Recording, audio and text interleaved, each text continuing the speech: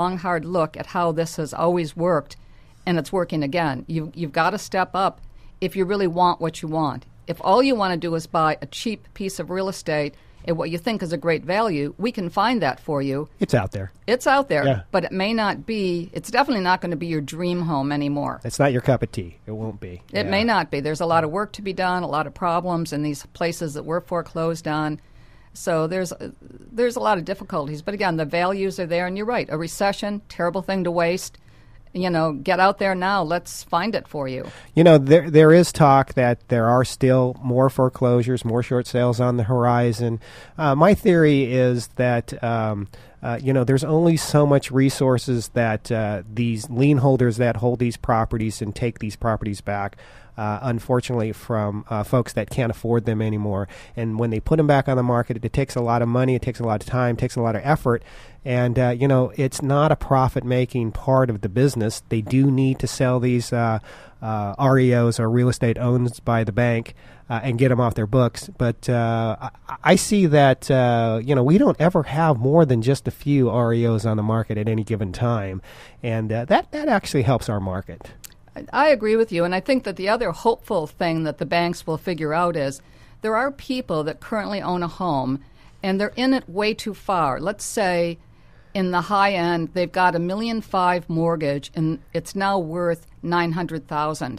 So the bank will do a short sale and sell it to someone else for $900,000, but they won't work with, in most cases, the current owner, who, if they would adjust his mortgage to $900,000 and give him a workable interest rate for the next 3 to 5 years, he'd stay in his home. So it seems unfair to me that if you're willing to do it for the next guy, what about the guy who's there right now trying to raise his family, bought his dream home, got in over his head? Now, I don't know who to talk to about it, because I know too many people that are trying and fighting that battle that are in the position. But if anybody's listening, banking-wise, think about this. Why can't we take care of the guy who has the American dream and is losing it and is so devastated by that? That makes a lot of sense, Betty. I never really thought of it that way. But a lien holder that is getting ready to take possession of a property are going to be foreclosing on that. If they were to work with the owner of that property before it gets to that spot, if the owner of the property wants to cooperate, why can't they figure out a way to keep that person in that property? Because it costs a lot of money and a lot of time, a lot of effort, a lot of energy to sell a property. One of the problems, I believe, is that when the lending industry was going under, I think some deals were worked with some of the lenders that make it more profitable for them to go through the foreclosure, and then they get some sort of funds from the government, so that if they just take care of the person who's in there, they don't get those funds.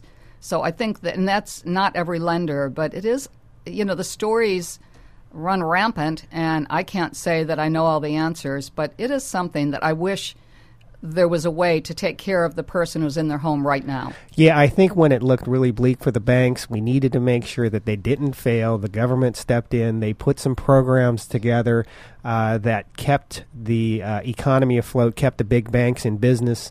And I think, unfortunately, they made it more advantageous and more economically viable for the bank to actually have the transaction happen and move to a new buyer, a new owner, as opposed to helping the person that's in the property. Unfortunately, things like that do happen when you're trying to save the world or save the economy, because I can remember the look on these senators and the legislators' faces, during those dark times when some banks were going under and other banks were having that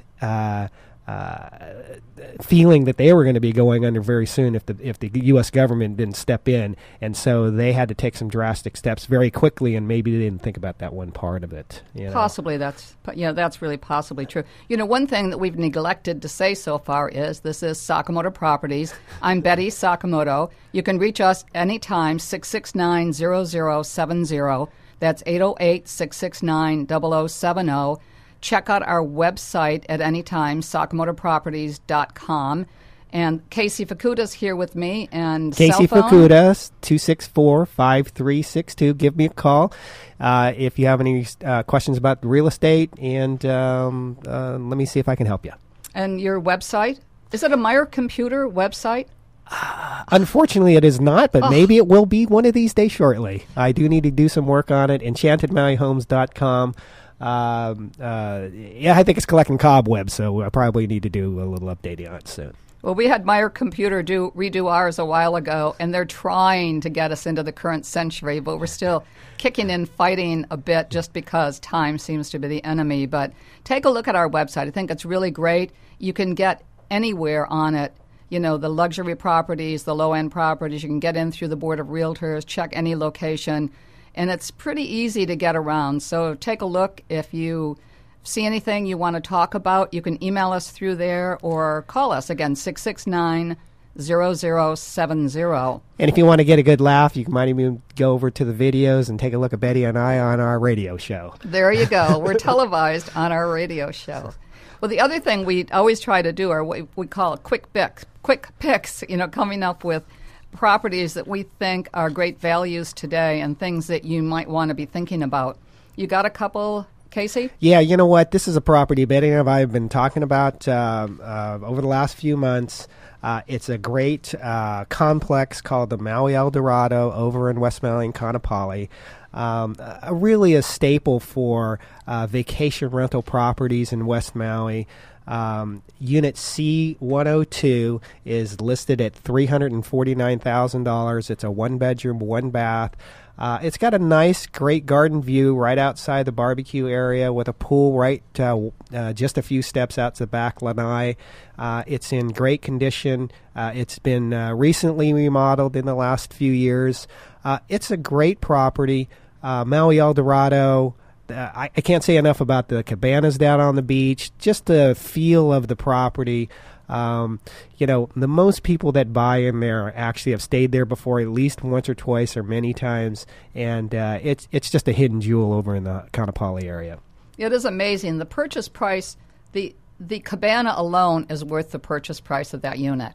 It's amazing when you're down there. I mean, there'll often be a wedding down there or somebody will use it for a purpose like that, but the beach there is fabulous. The cabana, you could spend your whole day down there, and there's a little kitchenette. There's everything that you would want. The owners will be down there sometimes playing cards, hanging out, enjoying the moment. And it's a one-of-a-kind for, I think, anywhere on Maui. It is a great amenity for the Eldorado, and it is a one-of-a-kind. Nobody else has anything like that. It's such a great property. And my understanding is years ago they shored that up with more concrete than you would ever believe, so it's not going anywhere. Because there was a fear at one time that if the water came in, they would lose it. Well, I mean, my understanding is that it's as stable can be. The project also has 4 swimming pools, which is really great. And the grounds, the acreage is fantastic. Yeah, very low density. It's really a great property. We talk about it every time I'm in here. And this